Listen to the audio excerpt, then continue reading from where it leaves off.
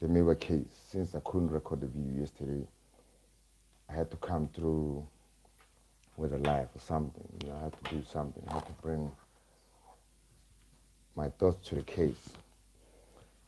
So, before we do a whole lot of things, please like and subscribe, like the live, comment, and hit that notification bell so that when we drop more content like this, you are in the loop. Now, I'm not going to talk about a whole lot. I'm just going to talk about a couple of things. Mostly one, the fact that Judge Ratha is still not trustworthy. I still don't trust him. The fact that he's still trying to convince us that the evidence of the DNA expert was inconclusive. That's what he's trying to tell us. He tried that even when the DNA expert was here. He tried it. He said, is your evidence saying that this is inconclusive?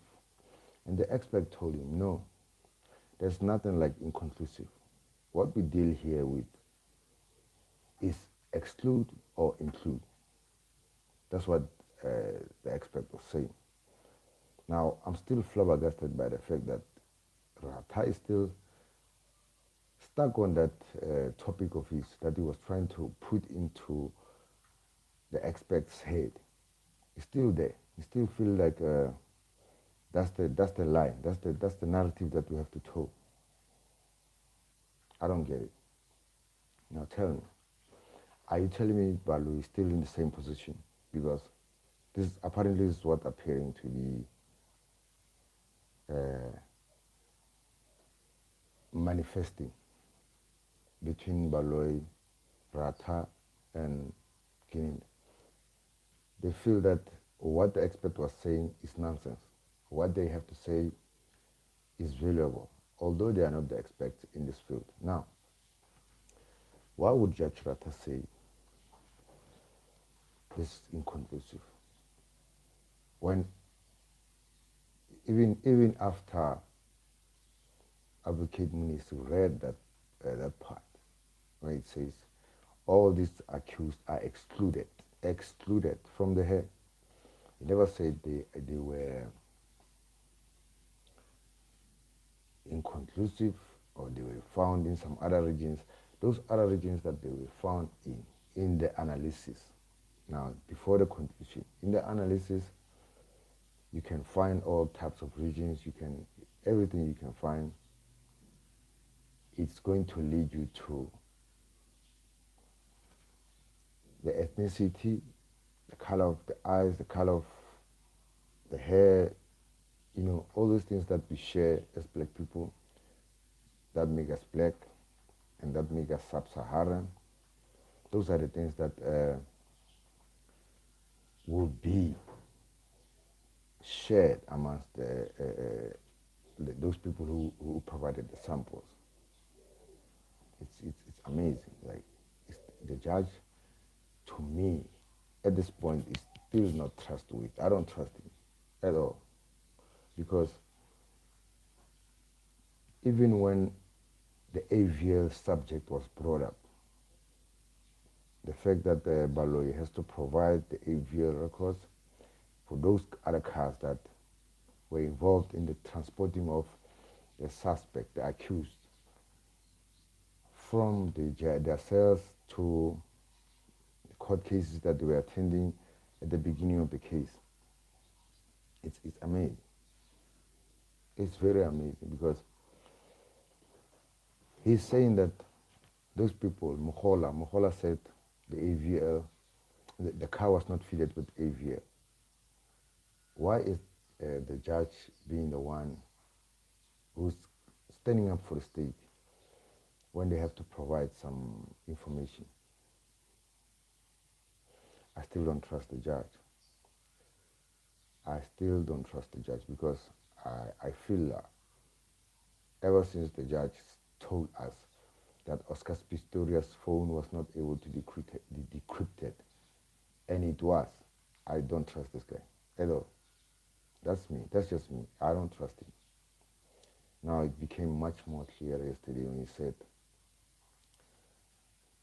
inconclusive, even though he tried it with the expert, and the expert denied him. He did try. He did try to put some confusion in the expert's head.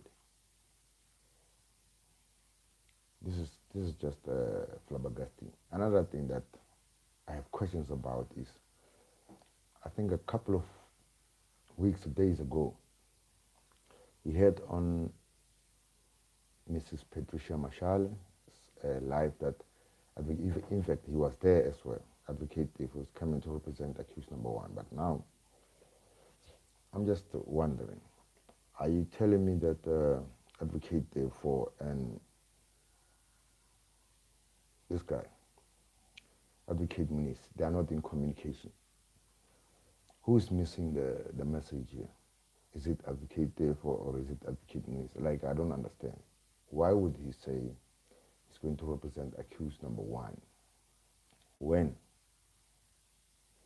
Advocate Muniz today stood up and said, no, I stand for accused number one? Now, here's another thing. Why would Advocate Dave come through, even though Advocate Muniz is saying he's representing number one? I think we saw it when the court clerk came to Mr. Baloy and told him, we need to be outside because there's this guy, Mr. Tefo, who wants to talk to us. The defense, in fact, the prosecutor and the judge, in order, because he said he has a mandate, he has instructions to represent accused number one.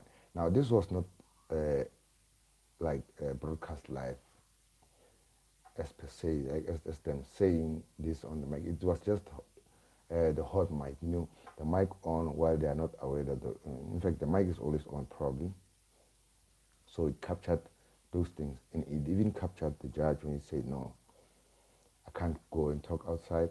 What we need is him to, anything that would be said must be said in here. So I don't get, like there's some confusion there.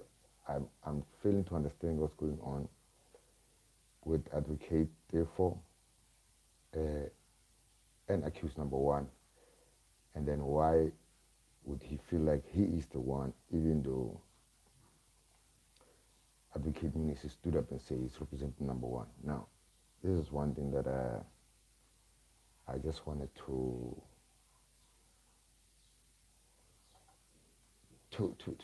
get from you guys. Just make me understand this. What's happening here? Why would Advocate for say no is for number one, and then still there is Advocate Mercy who's feeling like he's the one? I don't know.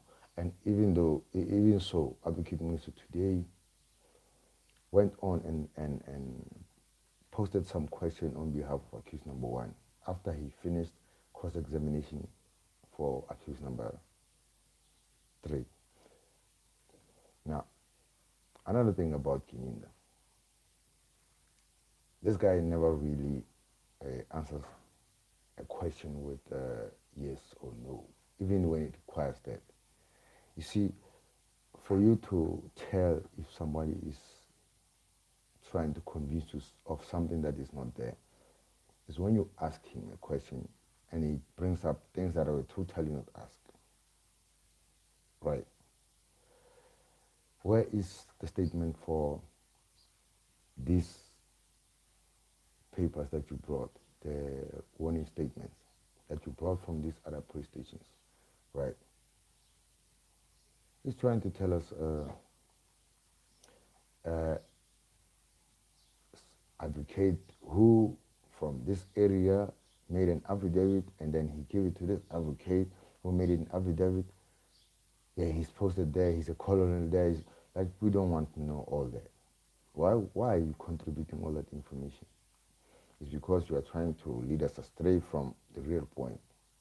You're just trying to convince us of something else when there's this issue at hand. it's it's it's it's it's amazing.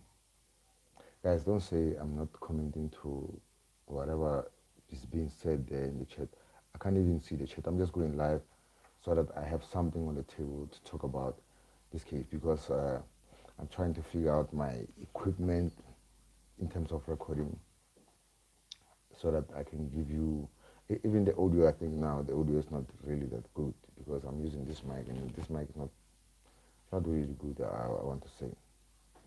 Now, tell me why Judge Ratha is still on this case of inconclusive. Now it tells me one thing: this guy is still hell-bent on convicting these guys, despite the evidence that is not there. You see, when Advocate Munisi laid out those things that the state alleges is the evidence against accused number 3, it sounds very weak. The DNA excludes these guys, so that means they were not at the house. The phone calls that Gininda himself is claiming that places these guys at the time of the scene and around the area. We all know that at 8 o'clock, the time that the scene was happening, these guys were somewhere in the Joburg CBD, so it doesn't add up. How could they quickly have gone there? How did they do it? This is what is going on in Judge Ratha's court. Gininda thinks we are dummies, the public is dummies, we just believe everything just because it's a cop. No, we don't buy it. We like, let's just put it clear. Let's make it blunt. We are not happy. We won't just be happy just because somebody just got arrested and then he has to face it without evidence. That's not how it happens. So guys, we'll meet again later. Tonight we're going to talk about today's proceedings. But the highlight of today's proceedings is that Judge Ratha, Balwe, Gininda, they're still trying to distort the evidence of the DNA expert. This is what they're trying to do. There's nothing else that they're trying to do. You can't tell us inconclusive, and Gininda, you said you read the report. Mr. Munisi is misleading us when he said the report concludes that these guys were excluded. He must read everything. You can't read everything when there's a conclusion. Even if you read everything, the conclusion trumps everything that's in the analysis, because the conclusion is the final outcome. It's the outcome of the expert after he decided, no, okay, after all this analysis, according to our standards, excluded, not inconclusive. So guys, before I go, please like and subscribe, hit that notification bell so that when we drop more content like this, you are in the loop. Like the live, comment, tell me what you think about the judge's behavior. I think, to me, it's despicable. Despicable, to say the least. So guys, I'm not going to take much of your time. This was just to say hello, I'm back. Like and subscribe. Peace. We out.